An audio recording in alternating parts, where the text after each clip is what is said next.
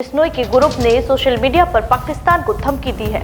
Bharat one 36 एकड़ में फैले पुराने मैदान पर विकसित किया जाएगा और यह वन पूरी तरह से हर क्षेत्र पर आधारित होगा। पाकिस्तान की अर्थव्यवस्था एक और झटका झेल रही है।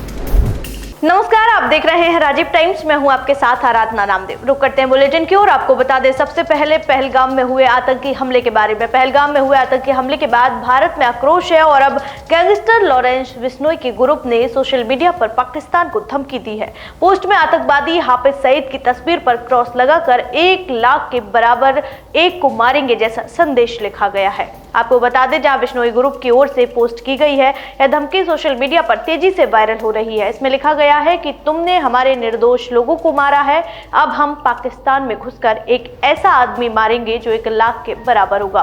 पोस्ट के साथ हाफिज सईद की क्रॉस लगी तस्वीर भी है। यह पोस्ट ऐसे वक्त पर आई है जब भारत में आतंक के खिलाफ जनभावनाएं उफान पर हैं। हालांकि यह पहली बार नहीं है जब बिश्नोई गैंग ने ऐसे पोस्ट किए हों, लेकिन इस बार टारगेट पाकिस्तान और आतंकवाद का चेहरा बने हाफिज सईद जैसे नाम है। तो रुक करते अगली खबर की ओर। आपको बता दें, जहां पाकिस्तान की अर्थव्यवस्था एक और झटका झेल रही है। आज कराची स्टॉक एक्सचेंज में एक झटके में 2500 अंकों की गिरावट दर्ज की गई है, जिससे निवेशकों के बीच हड़कंप मच गया है। आपको बता दें, यह गिरावट ऐसे समय में आई है जब पाकिस्तान की सरकार हाई लेवल मीटिंग में अर्थव्यवस्था की समीक्षा कर रही थी। IMF से लोन को लेकर चल रही बातचीत में अड़चने आना और बढ़ती महंगाई इसके प्रमुख कारण बताए जा रहे हैं। एक्सपर्ट्स का मानना है कि राजनीतिक अस्थिरता और विदेशी निवेशकों की वापसी ने बाजार की स्थिति को और कमजोर कर दिया है। पाकिस्तानी रुपए में लगातार गिरावट और ब्याज दरों में असंतुलन भी इस भारी गिरावट का कारण बने हुए हैं। तो चलिए चलते अगली खबर की ओर। आपको बता दें, जहां देश की सुरक्षा रणनीति को और मजबूत करने के लिए केंद्र सरकार ने राष्ट्रीय सुरक्षा सलाहकार बोर्ड का पुनर्गठन किया है, तो वहीं पूर्व RAW प्रमुख आलोक जोशी को बोर्ड का अध्यक्ष नियुक्त किया गया है। आपको बता दें, जहां राष्ट्रीय सुरक्षा सलाहकार बोर्ड का गठन सरकार की लॉन्ग टर्म सुरक्षा रणनीतियों और नीतिगत सुझावों के लिए किया जाता है, तो वहीं आलोक जोशी इससे पहले RAW के प्रमुख रह चुके हैं और खुफिया व सुरक्षा मामलों में उनका अनुभव व्यापक है। इस बदलाव को चीन पाकिस्तान से बढ़ती चुनौतियों और घरेलू आतंकी गतिविधियों पर तीव्रता से प्रतिक्रिया देने के प्रयास के रूप में देखा जा रहा है। नए सदस्यों में रक्षा, विदेश नीति, साइबर सुरक्षा और इंटेलिजेंस के विशेषज्ञों को शामिल किया गया है। आज प्रधानमंत्री नरेंद्र मोदी की अध्यक्षता में दिल्ली में 4 अहम बैठकें हुई हैं, जिनमें कैबिनेट, आर्थिक मामलों की समिति, सुरक्षा मामलों की समिति और राजनीतिक मामलों की समिति शामिल है। शाम 4 बजे प्रेस कॉन्फ्रेंस बुलाई गई है। आपको बता दें, जहां प्रधानमंत्री कार्यालय में सुबह से ही हलचल बनी रही। चारों बैठकों में राष्ट्रीय सुरक्षा, आर्थिक विकास और चुनावी रणनीति जैसे अहम मुद्दों पर चर्चा हुई है।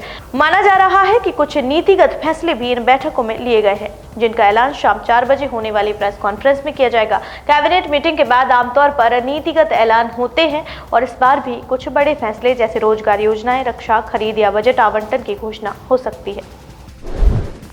तो बता दें आपको अगली खबर, जहां जिस तरह इंदौर की झोली में स्वच्छता मामले में एक के बाद एक तमगे आते गए, उसी तरह और भी कई उपलब्धियां उसके पाले में हैं। इसी कड़ी में हरित विकास की दिशा में यहां एक और बड़ी उपलब्धि जोड़ने जा रही है और इसके लिए महत्वपूर्ण कदम उठाते हुए महापौर पुष्यमित्र भार्गव ने बुधवार को भारत वन स्थल का निरीक्षण किया। निरीक्षण के दौरान नगर निगम आयुक्त शिवम वर्मा, MIC सदस्य राजेंद्र राठौर, अभिषेक शर्मा उर्फ बबलू, पर्यावरणविद भालू मोंडे, अभिलाष खांडेकर समेत अन्य लोग उपस्थित रहे।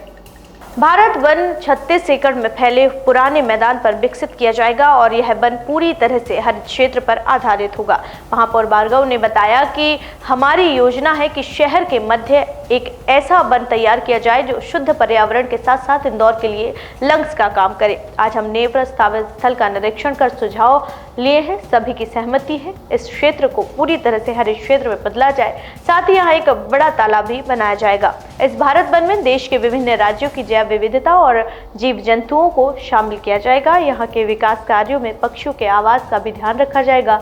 यह परियोजना न केवल पर्यावरण को सशक्त बनाएगी बल्कि आसपास के जलस्तर को भी बढ़ाने में सहायक साबित होगी। इंदौर के मध्य में इंदौर का सबसे बड़ा वन और तालाब, होलकर के समय में कई तालाब बने, इसलिए हमारे मन में था कि एक तालाब इंदौर में बने और सौभाग्य से इंदौर के बिल्कुल मध्य में पोलो ग्राउंड पर करीब 36 एकड़ जगह ग्रीन बेल्ट की हमको मिली है। उस पर हम भारत के सभी राज्यों को शोकेस करते हुए बड़े तालाब के साथ एक भारत वन बनाने का संकल्प हमने लिया है, जिसका आज दौरा भी किया है। और डेंस फॉरेस्ट बने, जू का प्रावधान रहे, बटरफ्लाई पार्क रहे, देश दुनिया से लोग उसको देखने आए, वैसा वो पार्क बनाने का काम हमने आज शुरू किया। इस बुलेटिन में फिलहाल इतना ही। देश दुनिया की तमाम खबरें देखने के लिए देखते रहिए राजीव टाइम्स। नमस्कार।